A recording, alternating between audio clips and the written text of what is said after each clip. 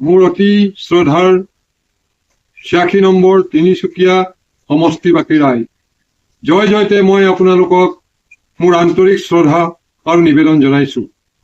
2026 চনৰ নিৰ্বাচনত মই এজন প্ৰতিদ্বন্দ্বী হিচাপে মোৰ প্ৰাৰ্থিত্ব আগবঢ়াইছো। আপোনালোকৰ অফুৰন্ত মৰম আৰু স্নেহ মোৰ ওপৰত আছে, মই জানো, মই বিশ্বাস কৰো। কাৰণ 2006 চনতো মই যেতিয়া প্ৰতিদ্বন্দ্বিতা আগবঢ়াইছিলো তেতিয়াও তিনিচুকীয়াবাসী ৰাইজে মোক যথেষ্ট ভোট দিছিলে আৰু মোক নিৰ্বাচনত সহায় কৰিছিলে। গতিকে আজিও সেই দিন আহিছে। তিনিচুকীয়াৰ বাসীৰ যি সমস্যা, তিনিচুকীয়া সমষ্টিবাসীৰ যি সমস্যা, সেই সমস্যাবিলাক আমি সমাধান কৰিবৰ কাৰণে অফুৰন্ত চেষ্টা কৰিম। আৰু যিহেতু মোৰ লগত ভাৰতবৰ্ষৰ ছচিয়েল জাষ্টিচ মিনিষ্টাৰ লগত আছে, গতিকে তিনিচুকীয়াক তেওঁ বহুত ভাল পায় আৰু সেইকাৰণে আমি তিনিচুকীয়া এটা নতুন ৰূপ দিব বিচাৰিছো। এই আজিৰ যিটো পৰিৱেশ, যে নলা খান্দি আছে, পানী যোৱাৰ কোনো ৰাস্তা নাই, হস্পিটেল বনাই আছে, কোনো ডাক্তৰ নাই, এই পৰিৱেশটো আমি সমূল্য নাইকিয়া কৰিম। আৰু মোক যদি আপোনালোকে নিৰ্বাচিত কৰি পঠায় তেতিয়াহ'লে মোৰ 5টা প্ৰতিশ্ৰুতি মনত ৰাখিব। প্ৰথম প্ৰতিশ্ৰুতিটো হৈছে যে তিনিচুকীয়াবাসী ৰাইজৰ যিমানবিলাক উপাসনা থলী আছে সেই উপাসনা থলীবিলাক মই আটক ধুনীয়া কৰি বনাবৰ কাৰণে চেষ্টা কৰিম। আৰু লগতে যিবিলাক ৰংগমঞ্চ আছে সেই ৰংগমঞ্চও মই আটক ধুনীয়া কৰিম আৰু এইটো নিশ্চয় আপোনালোকে 6 মাহৰ ভিতৰত দেখিবলৈ পাব।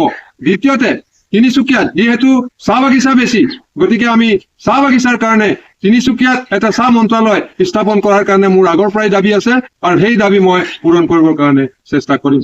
আৰু তৃতীয়তে, আমাৰ যিবিলাক নিবনুৱা সমস্যা আছে, আজি বহুত যুৱক যুৱতী আছে, তেওঁবিলাকে কাম নাই, ঘৰত বহি আছে, বহুত লিখা পঢ়া কৰিছে কিন্তু ঘৰত বহি আছে। কিন্তু মই প্ৰতিশ্ৰুতি দিব পাৰো যে তিনিচুকীয়াবাসী ৰাইজৰ কাৰণে প্ৰতিটো ঘৰতেই আমি এটা এটা সংস্থাপন দিম আৰু সেইটো মোৰ প্ৰতিশ্ৰুতি।